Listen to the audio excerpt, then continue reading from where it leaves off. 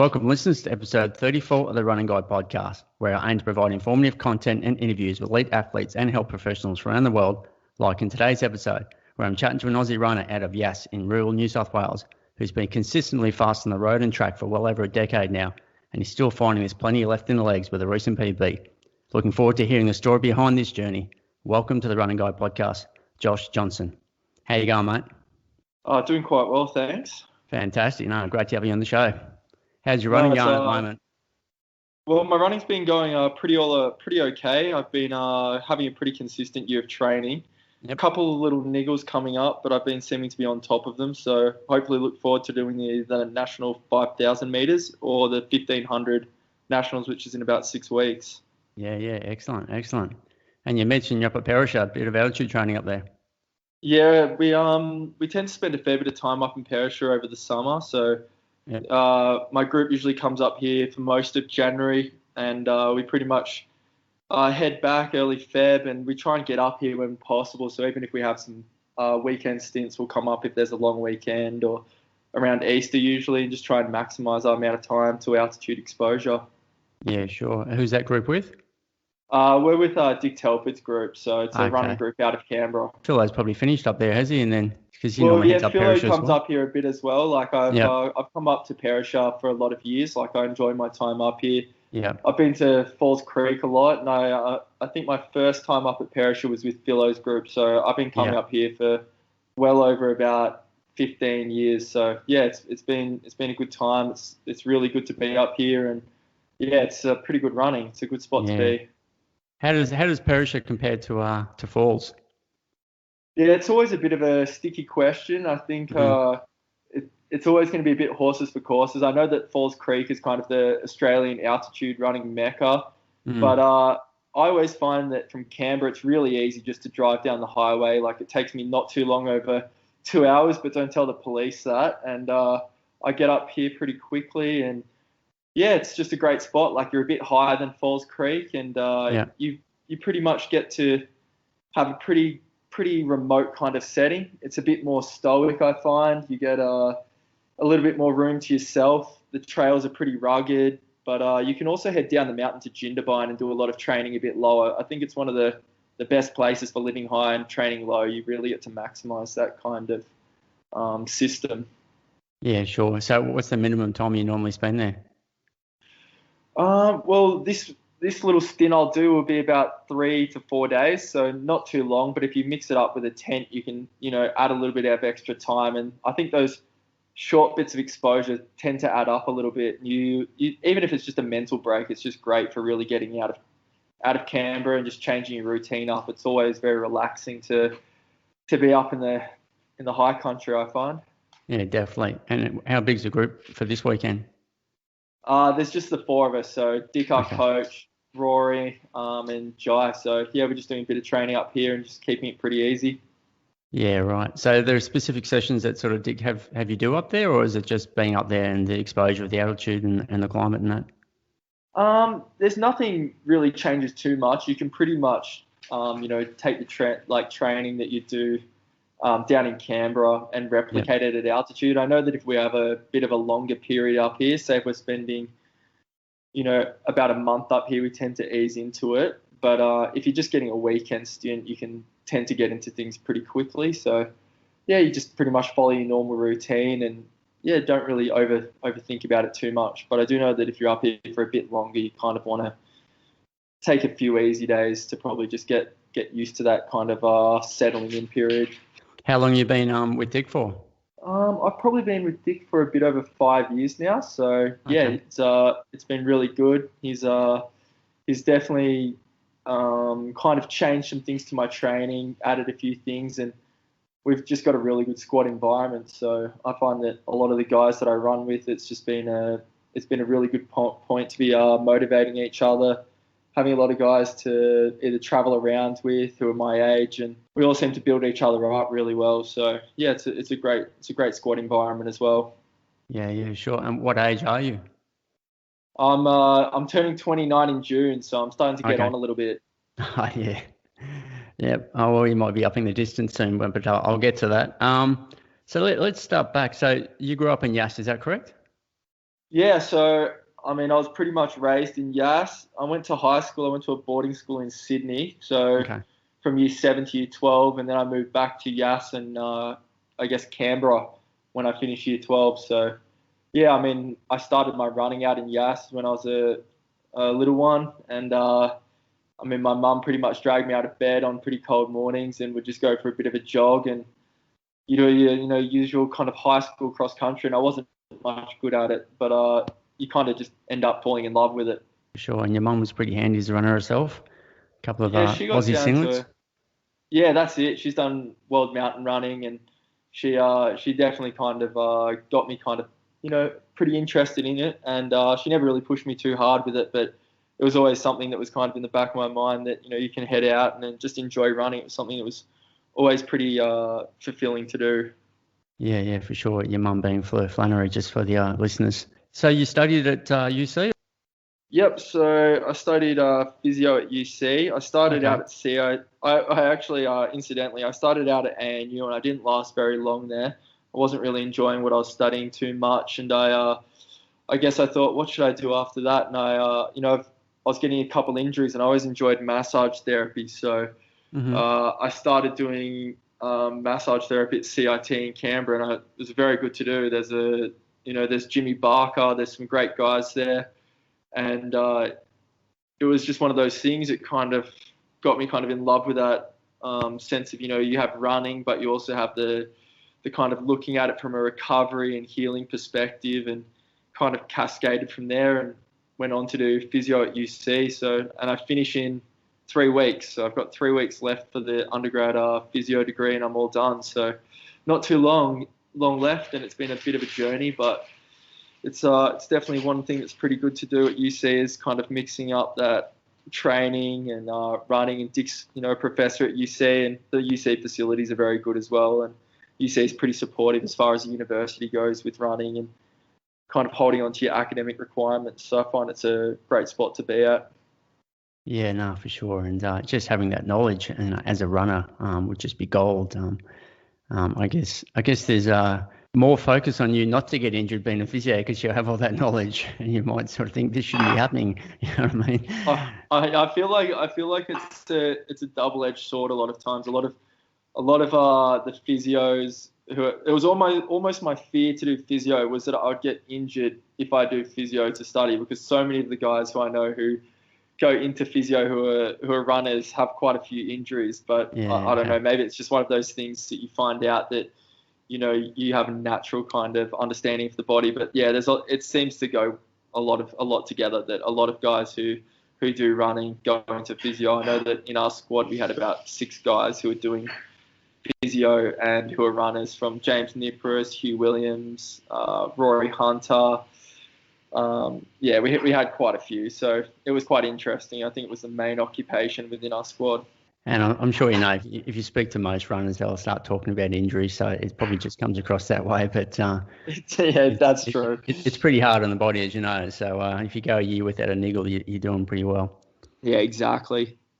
All right, mate, let's talk about some of your PBs. Starting with 800 metres, I'll just get you to talk through some of these. Starting 1:49.87. Now, that was in Canberra in April 2016. Yeah, that's an interesting one because my previous 800 PB from that was close to, I think it was 8 years before. I ran 150.8 in ACT as well, and I was about 16 years old. I think I was maybe top 10 quickest guys as a 16-year-old over 800. So it took me a little bit of time to beat that. So it's kind of lucky I went sub 150. So I'm glad I've got that one in the pages. Yeah, that's something I'll talk about soon, but it's amazing looking at your running and the times for them that you've stayed fast for so long. And that's what I'm interested to hear more about. Let's move on to your 1,500 metres. So this is 3:39.40 in Sydney, March 2018. So, I mean, fairly recently. So 3:39.40, tell me about that one. That's probably my favourite run. There's just no other way of looking at it. I honestly think you get those runs where you just think, if I don't go, I mean, I think I can go quicker than that, but I just know that night everything clicked. And in running, you don't get that very often. You just have that feeling that you don't even notice the pain. You you don't even, everything was just surreal. Like I just got the perfect sit. I got to sit behind the 2016 Olympic gold medalist, and I was pretty much following him down the back straight. And you just can't put it into words. Sometimes you just get that one run, and if that's it, you just have to make the most of it. And yeah, I think that was one of those few opportunities where everything just clicked at the right time. Yeah. I mean, it's a fast time. I was just wondering what the qualifying standard time were for the 8 and 15 for Tokyo, and you're only 4 seconds off both the 8 and the 15. I mean, people might say 4 seconds is a long time in that distance, but it just goes to show that you've got a lot of speed in those legs of yours. Oh yeah, it's an interesting one because in 2016, I guess the qualifier, it was like 3:36, and I think the qualifier for Com Games, so it was a little bit slower than that as well. So yeah, it wasn't too far off, but Australia's got a lot of depth, and there's still quite a few guys in front of the queue. So yeah, definitely. Yeah, it's certainly 1500. Yeah, Australian running is booming at the moment. It's really exciting. All right, 1 mile, mate. I don't know if this one hurts because it's so close. 4:00:83 in Sydney, 2015.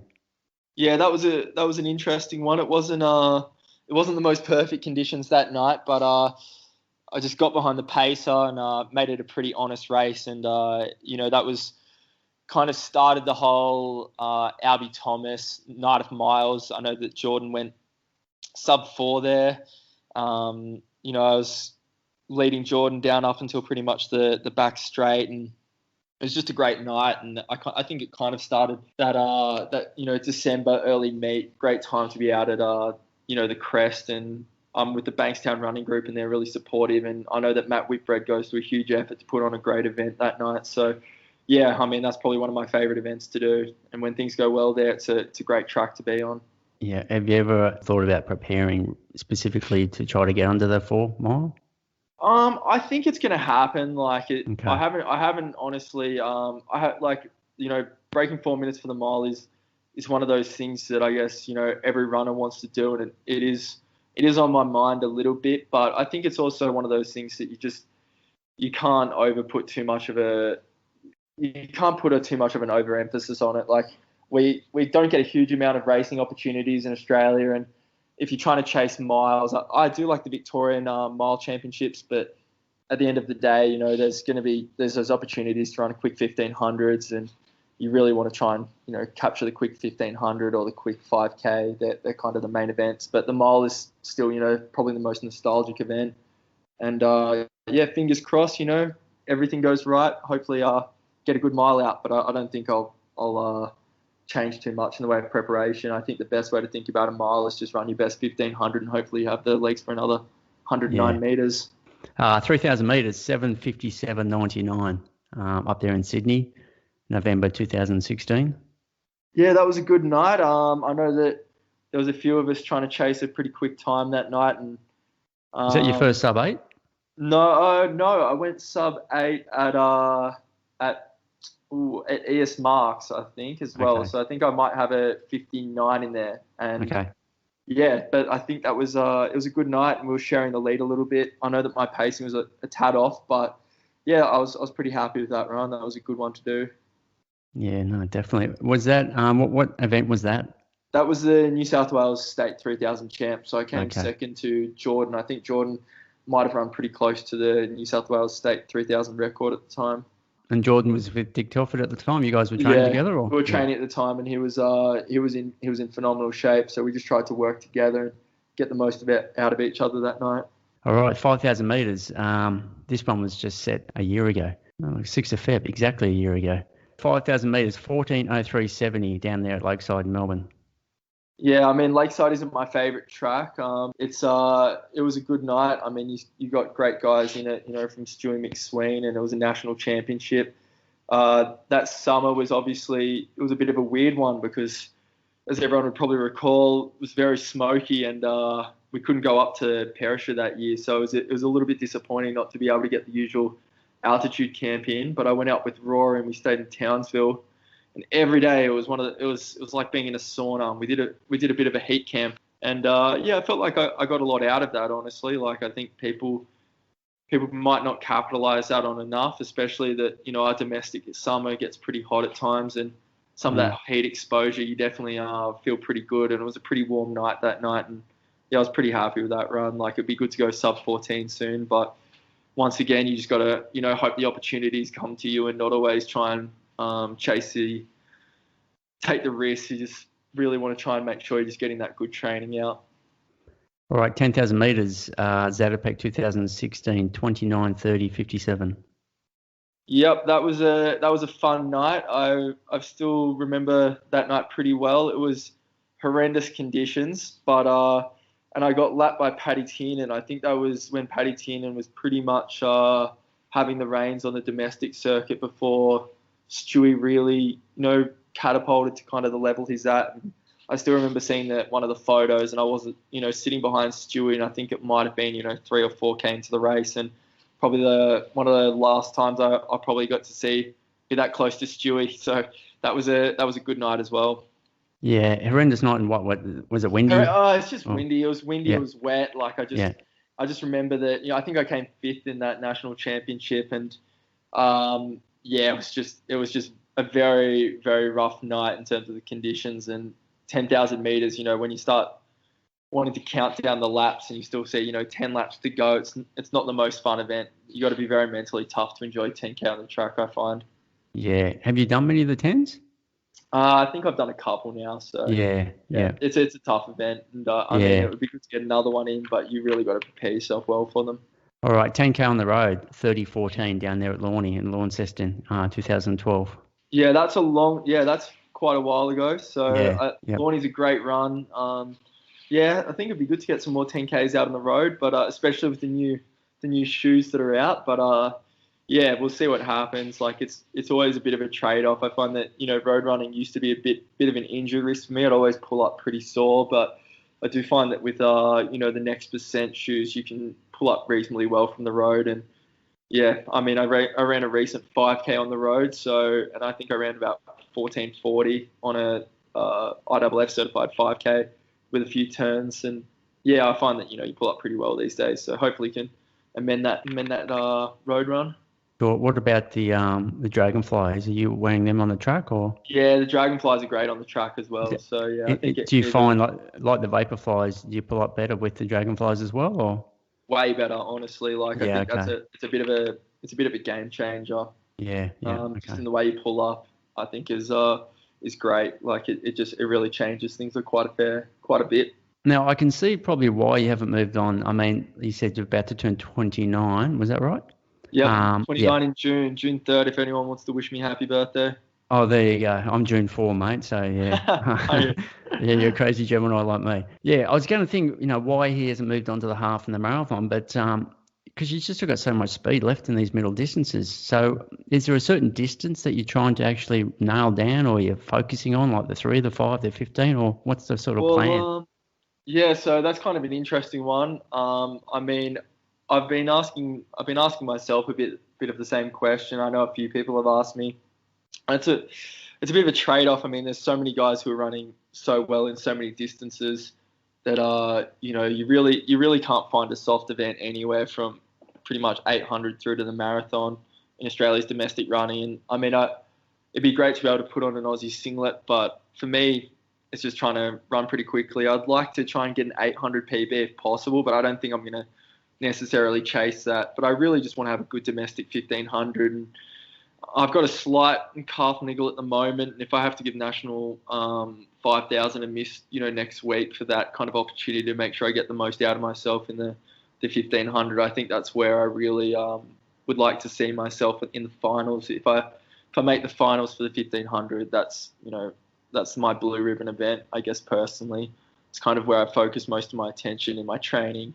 It is the metric mile. It is always that event that kind of combines a lot of the systems in running. It's aerobic. It's still highly anaerobic. It still involves a bit of that power, that tactics, and I think for that reason, I'd still like to see if I can get my best out of myself with a good 1500. And who knows what's going to happen this year with running overseas, but I'd like to, given the opportunity, to try and chase some quick 1500s. So at least for maybe this year and next year, I'll still see if I can, get a good couple track races out. But after that, I've done some pretty long runs. Like I've done some quick longer distance 35k runs in training, and I've done marathon studies where I tend to do pretty well, believe it or not, with some of the longer stuff. But I'm really yet to try and get that mileage under my belt that would be required to perform well in that, anything that's up from 10k to the marathon.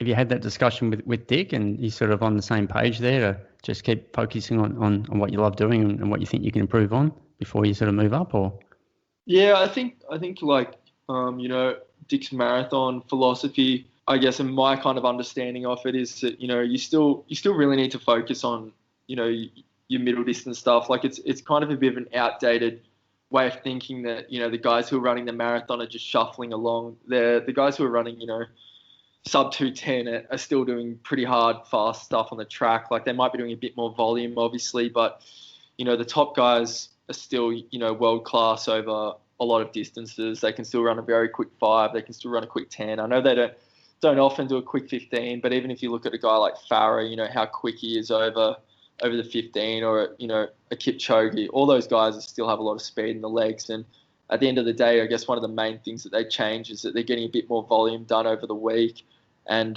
maybe a little bit less in the way of some of that anaerobic stuff. But overall, I think that's a lot of consistency, a lot of high mileage, and maybe just kind of taking away some of that really sharp stuff is probably the main change. I mean, it's just one of those opportunities. Like I guess I'm a little bit injury prone, and I am a bit wary about how much mileage and intensity I can take at the same time. So I'd probably need to err on the side of downplaying how much intensity I do if I wanted to go up in distances.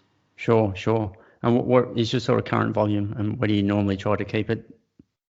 I find that I perform my best when I'm above 120k a week, but I find that my ideal kind of range is between 100 and 120. I don't tend to get a lot of niggles.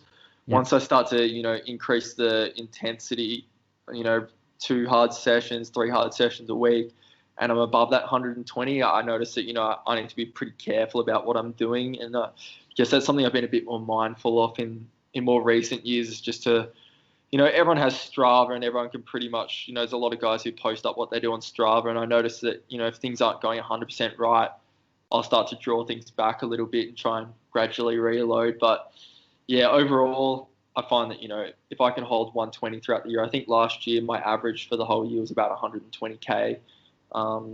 And more recently I've probably been up to 140 in January, and I've probably been a little bit below that in February, but hopefully I can start to get that back up. Yeah, and you're trying to mix up like the terrain you're doing sessions on, like Dick loves the grass track down there at Stromlo, or like I'm probably a big advocate in the way that you don't really need to be on a track to run well. Like I know that going on the track once a week is generally pretty helpful for kind of understanding how you're going. It's always a good kind of it ticks you along, and I guess mentally tells you what times you're hitting. But overall, you can get your best running done by hills, grass track. Stromlo's amazing. All the body only really understands how the intensity is going. So yeah, I just love getting out there, and I love being in nature with it. So for me, if I'm on the trails or away from the track, I tend to feel a bit better with it. Yeah, certainly. And have you sort of implemented, or are you currently doing any type of strength and conditioning, or mobility work or anything to try to get on top of things? Have you do you find that when these niggles or injuries happen, I guess one is it the same injury, or is it the fact that you can see that you've just had you've loaded it up too much, or is there anything there you can sort of put your finger on? Or yeah, so I guess my mindset is I kind of think of things a little bit differently than most people, with my perspective on a lot of injuries. And I know it's not super popular, but I find that I'm a reasonably strong guy. Like if I wanted to, do deadlifts or squats, like I can lift a fair bit. And I'm not a huge advocate of just doing, I guess, standard strength training for running. I don't think it's necessarily a thing that's going to really catapult a lot of people's running. I mean, I wouldn't detract if someone does find that that's what they get a lot out of. But for me, I find that I get the most out of mobility work. I find that for me, I can get quite stiff. I notice I get pretty stiff around my hips and like lower back. And once that starts to happen, I think, a lot of lower limb injuries from anything from hamstring, tendinopathies to Achilles tendinopathies. Tendinopathies can start to happen when you get pretty tight in that lower back or tight around the hips. So for me, if you can really start to make sure you're quite free around that area, things tend to go pretty well. Do you try to get like treatment, or do you just sort of do it yourself, so like self prehab type work, or? Oh geez, like look, honestly, like I always try and get, if I can get friends to get on top of some of the stuff for me, I love doing that. But I've been around some really lucky people who have kind of held me together over the years, and from Craig Purdom, who's one of the AIS physios. I mean, I doubt I'd be running without some of the stuff he does. I love doing Josephine Keys mobility work. I find that that's really helpful for anyone out there listening. But there's been a lot of people who have been very helpful for me. Brad Hiskins has been very helpful at Clinic 88 in Canberra. So those people they're gurus at what they do, and I find that for me, a lot of that mobility, kind of neural stretching, really helps. But I guess it's a bit controversial, but I'm not a huge fan of trying to get in the gym and do 140 kilo deadlift or 140 kilo squat. Like I think that can just kind of push me a bit over the top neurally, and I can get a little bit tight from it. Where already those muscles that are fatigued from running. Yeah. I think there are a few runners moving away from that straight sort of compound muscle, lifting squats and deadlifts and that. I think it's more, a lot of guys are doing more sort of isometric one leg type stuff, or drill work, or like you said, mobility. A lot of the stuff. I think drill work's very essential, like plyos, drills, like that's really good. I think there's probably always a time and a place where you can, if everything was going perfect, you didn't have anything major coming up. But I mean, I've spoken to the former Australian national record holder Alex Rowe, pretty good friends with him. And I remember he did some strength stuff, but he also said when he was running his best in Europe and got the equaled Ralph DeBell's Australian record, like he wasn't doing any strength when he went to Europe. A lot of guys when they go to Europe aren't necessarily following their normal winter strength program because they're on the go. So they're probably a little bit more out of the gym, and they're probably doing a little bit more of the other stuff. And I just would say, if you can err on the side of caution, do you really want to fatigue already fatigued muscles? But, I would never detract if someone thinks that that's what's, kind of holding them together from doing it. I just say that, there's other things you can focus on first. You mentioned you'd love to head overseas to do some racing. Have you actually been over the years and done a bit of racing over there? Yeah, so I guess like probably one of the kind of weird things about me is that I kind of really love cross-country running. Like I find that some of my best results have been in cross-country races, and I don't know why that is. Maybe it's maybe mentally I can kind of zone out and just get away from everything. But my first overseas race was for World Junior cross-country, which is in Jordan. And I think I came about fourth in the trial or fifth in the trials to make the Australian team. And I think I was the youngest Australian male to make the Australian junior cross-country team. So that was my first trip overseas, and I really enjoyed that. And I mean, it's really good when you're a junior. You kind of, AA kind of helps you out a bit to get overseas, which is really good. But more recently, I guess 2016, I went overseas with Jordan Gussman, Matt Dempsey, Hugh Williams, and Dick Telford, and did a few races over there, which was really good. And I guess that was the last time I got Europe or the States? No, that was the States. So I haven't done any I've done a couple races in Europe, but nothing major. Like it's not like a diamond league or anything like that. I've just done a few of the local races over there. But I guess I've done some of the pretty quality meets that are for offer in North America, West Coast and Canada.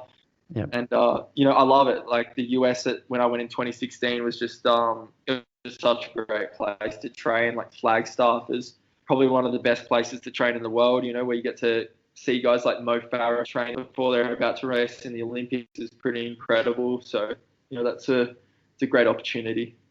Yeah. Was there ever a thought of going to the States under a scholarship program and spending some time over there? There was, yeah. Yeah, so that was actually always my kind of my high school dream. Like that was really what motivated me a lot when I was in high school. So I was coached by a great guy who's now in Melbourne, Sean Williams. So Sean's, he's coached a lot of great guys who have gone overseas, from Morgan McDonald to Ollie Hoare more recently, and he coached Benny St. Lawrence. And I guess a lot of the guys he's coached who went overseas had a lot of success. A lot of them had stayed over in the US. And yeah, that was a big motivating factor for me. But I started to get a few injuries when I was year 12, and I guess my running wasn't really going that well. And I kind of tried to focus a bit more academically on just getting, everything down packed at that point, and wasn't overly focused trying to get back into running. I was offered a couple places, like I ran a good junior Zatopek against Geordie Williams, but at the end of the day, I just thought my body wasn't really in one piece, and I probably wasn't in the best mind frame to go over there. But I would have loved to go to UCLA if I got to choose anywhere, be on the West Coast, and I just love that kind of climate. And I did an exchange program to UC Irvine, which is the university where one of the best US miler guys went to back in the day. So yeah, it's a good place. I don't have any guys who are running who they're not sure what they want to do, or try a different program. I'd say going to the US is a good opportunity, but I'd also say to them, like, Australia is probably one of the best places you can run in the world. There's some of the best coaches in the world, and the grass isn't always greener on the other side. Yeah, that's right. I mean, there are a lot of guys you hear about the success stories and some of those names you mentioned, but obviously there's a lot of guys that go over there and you don't hear about again.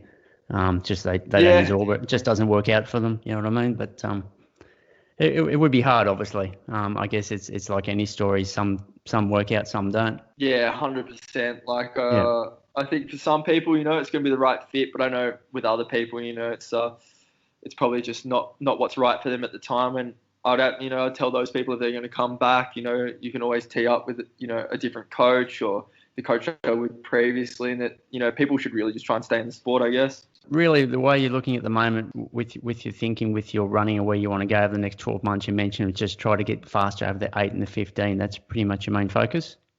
Yeah, I'd say probably a little bit more towards the 15.5. Like, okay. I think, the 1500 is still a very strong aerobic event. And I think to maximize, at least for me, I think to maximize my ability in it, I'm going to have to be very aerobically strong. So, I mean, a lot of guys would probably have the mindset of going through maybe trying to, increase that 800 speed, do more lactic sessions and shave off the 800 a little bit. And I think that can definitely work for some people.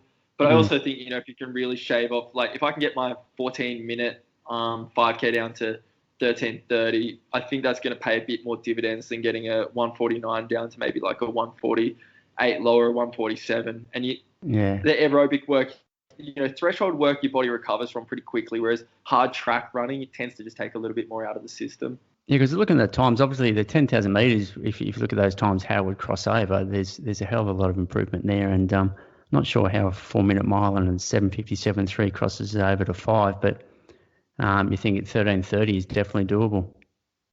Yeah, I definitely think so. Yeah, it's one of those things. You just got to make the most of the opportunities when they come. So hopefully there's a quick 5K the other day the guys ran, but you just got to wait for the right opportunity when the body's feeling right, and hopefully that can happen pretty soon. I saw you run, I don't know, 4 or 6 weeks ago down in Canberra here. There was that Stromlo 5K they did out there on the Saturday night out on the crit track. Oh, yep, that's the one, yep. Yeah. And I was actually pretty impressed with your actual running technique, your style. It's very compact, very neat. It looks like it's textbook. So I'm actually surprised to hear that it's... That's like, the best compliment. Honestly, that's probably the best compliment I've ever had. Like, I always find, maybe I'm my own harshest critic, but I really appreciate the feedback. No, it was spot on. I was like, oh, man, this guy is just spot on. If I could ever run like anyone, to be that guy out there.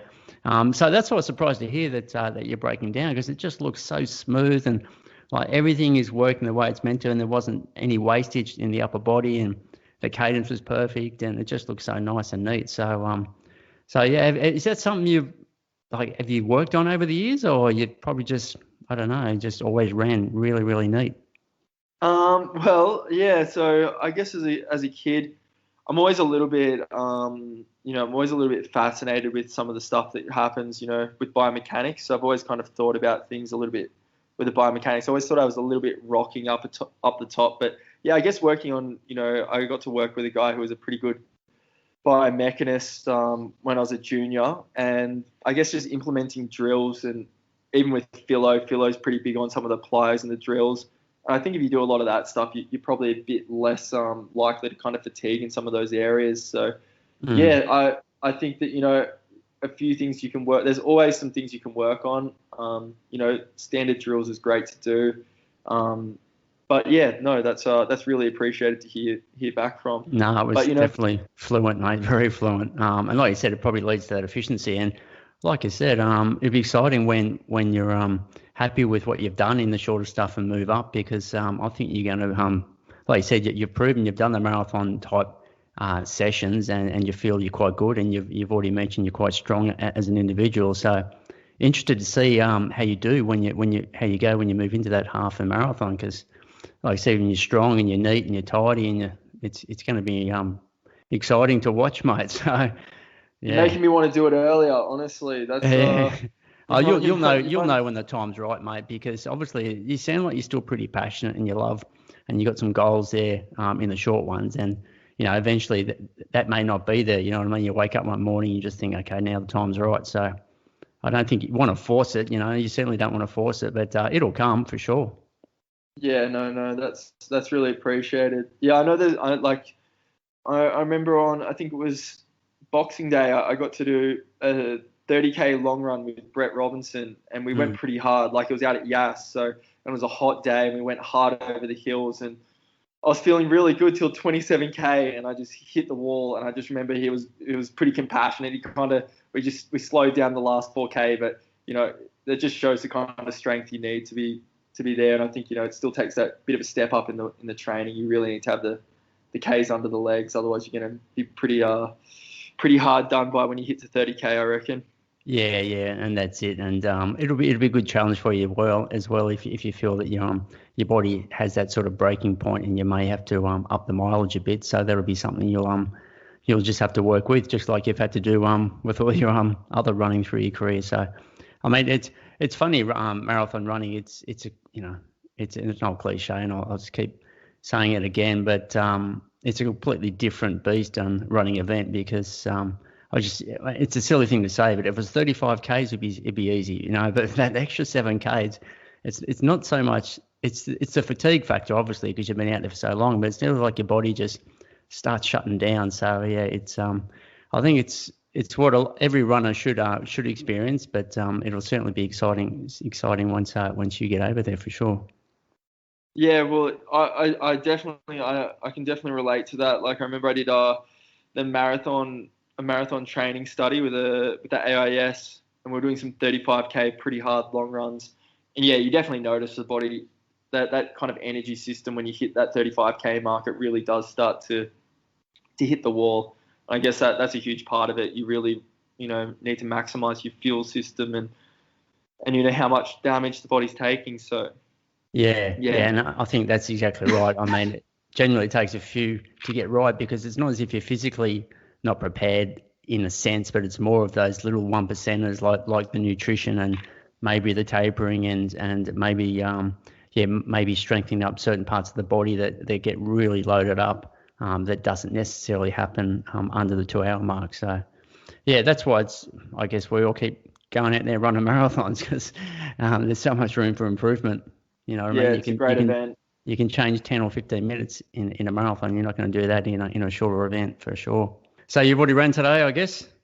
Yeah, I ran today. Just went down to the track and did a little bit down there. So just get out in the morning and hopefully. Is that down at Jindy, is it? Down at Jindy track, yeah. So they've got a proper track down there, do they? Or yeah, it's just a grass track? No, it's okay. It's the weirdest track. It's like it's got probably tar underneath, but they've got some like AstroTurf on the top, so it's kind of like an AstroTurf. Okay. Circuit. It's not too bad when you wear like the next, but it's definitely not tartan. But it's it does okay. Like, it's still 400 meters and it's not too bad. But if anyone's out there and has any connections to New South Wales sports, please put a tartan track down in Jindabyne. AIS still got that gym set up at Thredbo. They built that swim centre in the gym and all that. Yeah, they've still got, I know that I'm not sure if they still have the ownership rights over it, but Thredbo's got there's great facilities at Thredbo. Yeah, they could whack a track in there, it'd be magic. Yeah, definitely. It'd be like a Thredbo gig, and have a meet every year, and beers afterwards in the sauna. It'd be great. Well, there's so many people up here, like in terms of Yeah. when there's running events on, when there's trail running events. Yeah. It's probably worth them kind of investing in it. Yeah, I mean, obviously with fires and COVID and that, it's been funny Januaries the last few years, but they have that running week down there every January, and you can't get accommodation. It's such a great weekend. Some crazy events going down. Yeah, have you ever done that run up Krakenback up under the chairlift? Oh, I haven't done that one. No, That's a killer. That one's been going for decades. Yeah, it used to be called the Threadbow Enduro weekend. It was on the Australia Day long weekend, and they used to do like a triathlon with a swim down in Lake Gingy there, ride up to Threadbow, which was 32k, and then run 2 laps of the village. So that was one, and then they had a duathlon run around the village. But yeah, they had the Krakenback challenge, and used to get big fields, start at the bottom of the chairlift there, and yeah, first man to the top. Yeah, longbuster killer stuff. So yeah, the hills are pretty vicious. Yeah, it is, mate. It is. It's pretty much just there's a bit of a goat trail, but you pretty much just follow the chairlift towers up, and it gets a bit rocky climb at the top there up at Eagle's Nest. But yeah, it was a great event. But I guess back to my point that a track down there would be brilliant. Probably get some good events happening down there for sure. Bit of altitude just to test it. All you guys that just pop down from Perisher and Falls and kick butt, that's for sure. Yeah, exactly. It's a good idea. I definitely think up at Falls Creek they've done the right thing in terms of investing in that trail maintenance. And yeah, it's a good thing to get all year up here and make sure that people have a ski season in these areas. But it'd be good to make sure summer tourism and probably help the guys out up here who might be getting a bit shorter on how the ski season's been going in the last couple of years with everything that's been happening. All right, so you mentioned race coming up. What is it, 5,000 metres? Was that the state champs you mentioned, or is that what's coming up? I raced the state champs. I just raced the New South Wales state champs and came 4th there.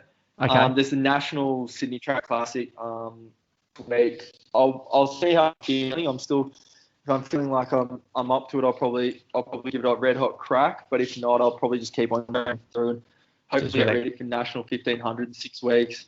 Yeah, with that calf niggle, you just don't want to push it. Is that right? Or yeah, that's it. Probably err on the side of caution. Yep. And what about any road runs between now and I don't know the end of the year?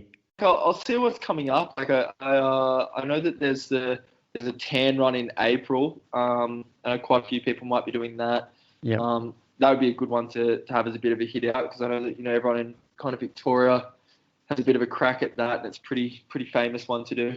Otherwise, it'll just depend on what's coming up in the calendar. If there's anything that really looks like it's going to be a good one to try and get a bit of a time out, or just have a bit of a heart check on the system. Look, Jojo, I just wanted to get further into you've been consistent there for quite a long time, so there must be some sort of training philosophies or some sort of ideas that you feel is best to sort of follow that's enabled you to do that. Is there something there you could sort of share with the listeners, or? Yeah, definitely. I'd just say get as many consistent weeks as possible. Don't think in terms of 1 or 2 weeks. Really try and think in terms of 20 weeks to a year. And you really just want to make sure that no specific session is really going to make you, but it might incidentally break you. So just make sure you're just focusing on your body and recovery, and don't chase that one hit. Really just make sure that you're recovering and just make sure that you're looking after your body. So that's probably it. Yeah, no, for sure. I remember when I spoke to Sean Crichton. I guess he had that incredible depth and length in running for so long, and he said the same. Don't go chasing the supersets. Don't try and impress everyone with that Strava feed. It's just about layer upon layer, year after year, month after month, and eventually it comes good. So exactly. Yeah, definitely, and I hear a lot of people say that. So definitely great advice, mate. Yeah, look, all the best with what you've got coming up. I hope you dip that 8 and 15 a bit lower, and then grab that mile when it happens. No big deal. As you mentioned, it's not a main focus. But I think that 5 and the 10 is definitely in danger of lowering a fair bit. There's no doubt about that. And certainly I look forward to when you do. No rush though. step into on the road for that half and the marathon, mate, because we're pretty strong at the moment in distance running.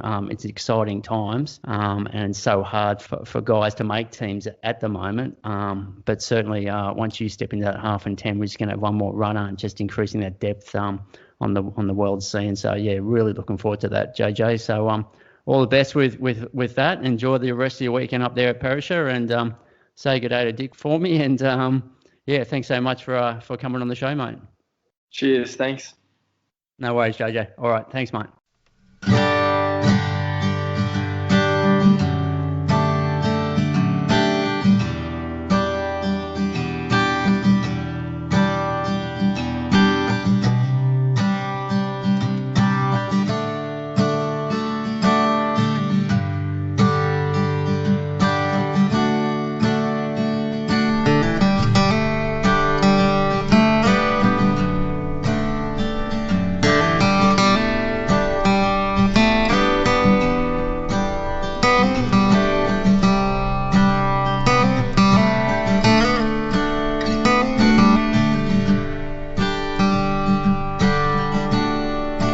Mm-hmm.